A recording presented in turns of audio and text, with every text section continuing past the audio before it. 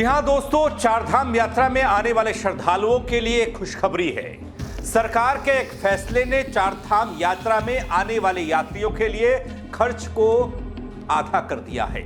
कैसे यात्रियों की हो गई बल्ले बल्ले, पूरी खबर बताने जा रहा हूं दोस्तों, थोड़ा सा गौर कीजिएगा। नमस्कार, पहलाग मैं पंकज रौतेला, आप देख रहे हैं उत्तराखंड न्यूज। दोस्तों, उत्तराखंड में धार्मिक पर्यटन को नया मुकाम देना, नई उड़ान देने की तैयारी जोरों पर है। बल इस बार सबसे खास खबर ऐसी जो हर श्रद्धालु के चेहरे पर मुस्कुराहट ले आएगी, मुस्कान ले आएगी। जी हां, शीतकालीन चारधाम यात्रा पर जाने वालों के लिए, उन श्रद्धालुओं के लिए यह खबर बहुत महत्वपूर्ण होने वाली है। सरकार ने एक ऐसा फैसला लिया है जिससे आपकी जेब पर भार कम हो जाएगा, या यूं कहूं कि आधा हो जाएगा। लेकिन आखिर कैसे होगा बल, और इसके पीछे क्या है सरकार की बड़ी रणनीति, वो सब आपको बताने के लिए आया हूं। तो अब अंत तक मेरे साथ इस वीडियो में, इस खबर में जरूर बने रहिएगा दोस्तों।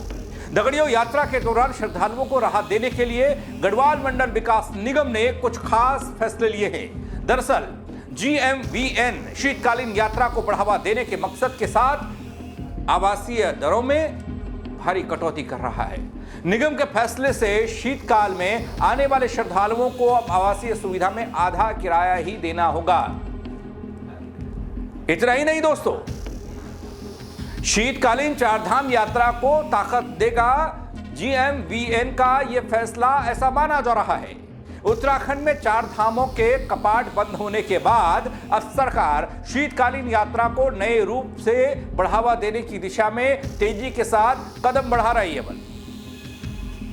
मुख्यमंत्री पुष्कर सिंह धामी के निर्देश के बाद गढ़वाल मंडल विकास निगम ने शीतकालीन यात्रा को प्रोत्साहन देने के लिए बड़ा फैसला ले लिया। निगम ने अपने अलग अलग होटल्स की आवासीय दरों में 50% तक की छूट देने की घोषणा कर दी है।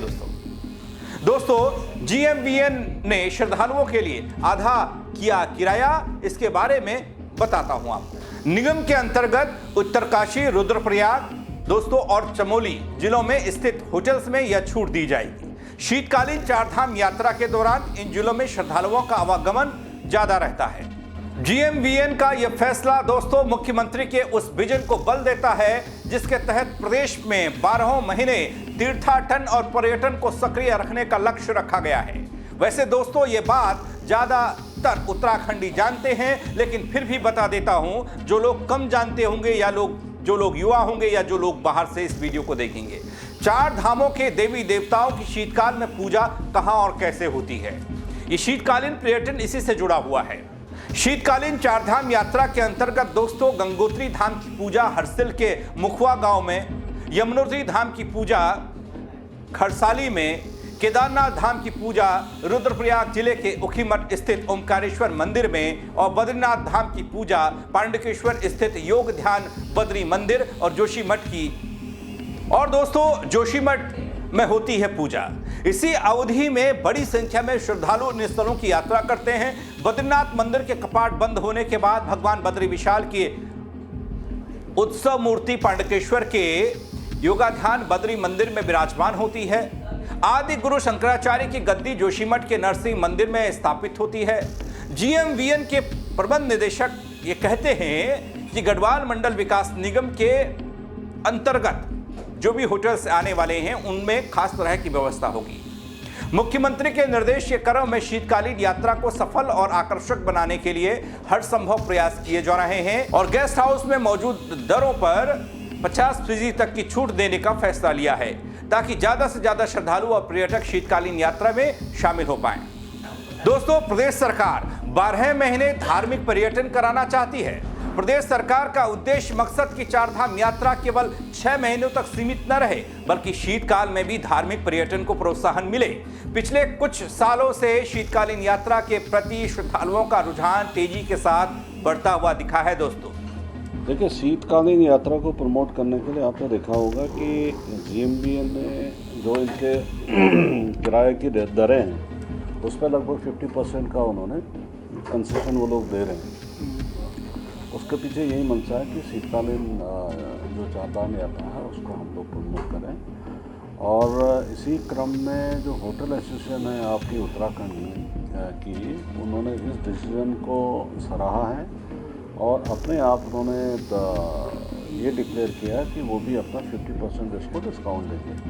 साथ ही साथ जितने भी डिस्ट्रिक्ट्स हैं, हमारे डिस्ट्रिक्ट मजिस्ट्रेट हैं, उन लोगों को भी हम लोग कुछ लास्ट ईयर की बात है, हम लोग धनराशि वगैरह रिलीज़ कर रहे हैं ताकि वहाँ पे लगातार प्रोग्राम ये लोग कर पाएँ। और शीतकाल में कैसे टूरिज़्म को प्रमोशन मिले, आपने देखा होगा कि अभी आदि कैलाश में हम लोग एक अल्ट्रा मैराथन आयोजित कर रहे हैं, तो जिसमें लगभग 1000 के करीब ऐसे पार्टिसिपेंट हैं जो प्रतिभाग कर रहे हैं और इसमें लगभग 22 स्टेट के लोग इसमें प्रतिभाग कर रहे हैं। और इसके पीछे भी यही मंशा है कि कैसे देखिए, रिलीजियस टूरिज़्म तो आपका बढ़े ही बढ़े, लेकिन साथ ही साथ जितने भी होम स्टेज हैं उस वैलीज़ में उनको एक प्रमोशन मिले।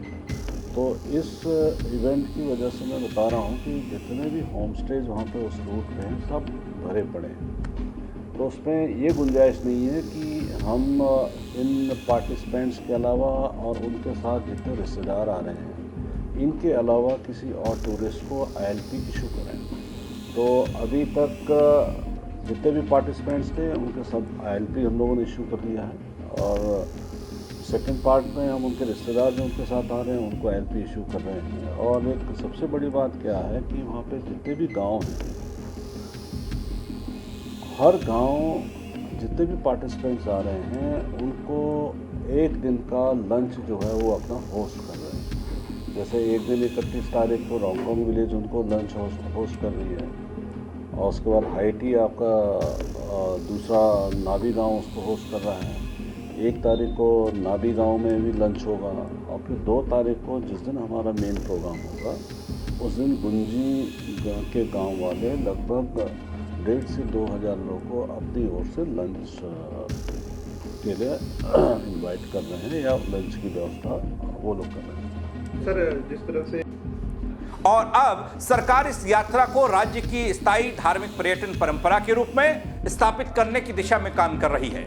उत्तराखंड में 4 धाम यात्रा साल के अंतिम पड़ाव 23 अक्टूबर तक गंगोत्री, यमुनोत्री और केदारनाथ धाम के कपाट बंद हो गए। इसके लगभग 1 महीने बाद बद्रीनाथ धाम के कपाट भी बंद हो जाएंगे। 4 धाम यात्रा के बाद दोस्तों अब राज्य की धामी सरकार ने शीतकालीन 4 धाम यात्रा की तैयारियों को बल दिया, जोर दिया। उत्तराखंड में शीतकालीन यात्रा रोमांच से भरी होगी। इस समय श्रद्धालुओं को बारिश और बर्फबारी के बीच यात्रा करनी पड़ती है। पहाड़ों की ठंड भी परीक्षा लेती है। क्या है शीतकालीन 4 धाम यात्रा? शीतकालीन 4 धाम यात्रा का रूट मैप, शीतकालीन 4 धाम यात्रा के डेस्टिनेशन, ये मैं एक वीडियो पहले भी बना चुका हूं। उस पर आप मेरे पेज पर जाएंगे तो आपको मिल जाएगा, ये सब उस पर जानकारी है। लेकिन उससे इतर फिर भी मैं आपको सरसरी निगाह से ये बता देता हूं दोस्तों। चारों धामों में सबसे ज्यादा श्रद्धालु केदारनाथ पहुंचे हैं। इस साल केदारनाथ धाम के कपाट 23 अक्टूबर को सुबह 8:30 बजे शीतकाल के लिए बंद हो गए। इस दौरान बाबा केदार ऊखीमठ में प्रवास करेंगे। यमुनोत्री धाम के कपाट भी 23 अक्टूबर को बंद हो गए। गंगोत्री धाम के कपाट 22 अक्टूबर को बंद हो चुके हैं। भगवान बद्री विशाल के कपाट 25 नवंबर को दिन 2:56 पर बंद होंगे, ये तय हो चुका है। दोस्तों, पर्यटन सचिव ने कहा इस बार की यात्रा में भले ही मानसून सीजन ने आपदा के रूप में कहर बरपाया अपना, लेकिन उसके बावजूद भी 4 धाम यात्रा के जोश में कोई कमी देखने को नहीं मिली। पर्यटन सचिव ने यह भी कहा कि पूरे सीजन में तकरीबन 59 लाख लोगों से ज्यादा यात्रा के लिए रजिस्ट्रेशन हुआ। धराली माई आपदा के दौरान केवल गंगोत्री धाम के 2 महीनों को छोड़ दिया जाए तो धामी सरकार और प्रशासन की जो मंशा थी उस हिसाब से आंकड़ा फिट बैठा है। सभी धामों में पिछले साल से ज्यादा श्रद्धालु पहुंचे। अभी भी यात्रियों की संख्या जब कपाट बंद हो रहे थे तो काफी ज्यादा थी। बताया गया कि ये आंकड़ा और ज्यादा बढ़ जाएगा जब आखिरी आंकड़े आएंगे। तकरीबन 4 से 5 हजार लोग रोजाना यात्रा कर रहे थे दोस्तों। इस पूरे सीजन में सबसे ज्यादा 20 लाख लोगों ने केदारनाथ धाम, इसके बाद 18 लाख के करीब श्रद्धालुओं ने बद्रीनाथ धाम के लिए रजिस्ट्रेशन करवाया। इसके अलावा 9 लाख यमुनोत्री और तकरीबन 10 लाख के करीब लोग गंगोत्री धाम में इस साल यात्रियों ने रजिस्ट्रेशन करवाया, यानी कि दर्शन करने के लिए वो यहां पहुंचे। हेमकुंड साहिब को भी नहीं भूलना चाहिए दोस्तों। हेमकुंड साहिब में भी तकरीबन 2 लाख लोगों ने मत्था टेका बल।